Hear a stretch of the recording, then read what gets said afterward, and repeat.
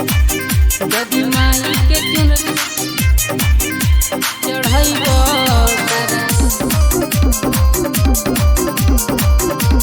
बोली साचे दरबार की भूल जइबो। जदि माई के चुनरी चढ़ैबो सारा दुख भूल जइबो।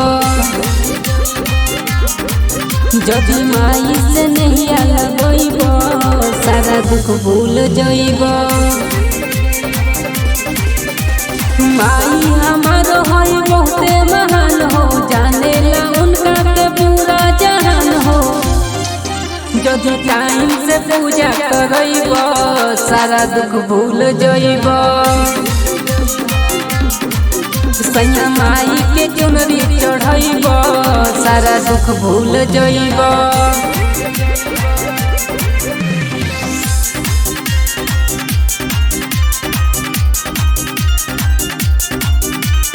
माई के चुनरी चढ़ैबो सारा दुख भूल जइबो।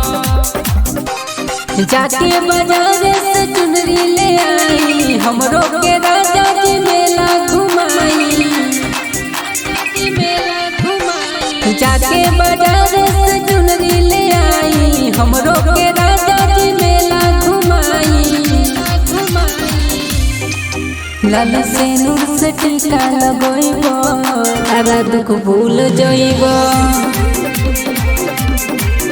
सैया माई के चुनरी चढ़ैबो सारा दुख भूल जइबो।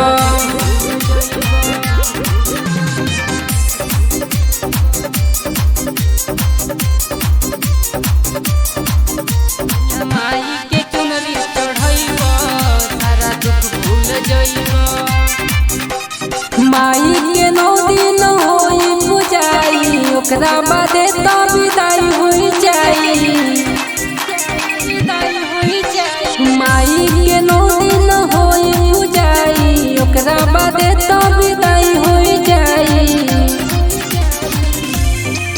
तबे मोनू पुजारी कहइबो सारा दुख भूल जइबो। सैया माई के चुनरी चढ़ैबो सारा दुख भूल जइबो। सारा दुख भूल जइबो।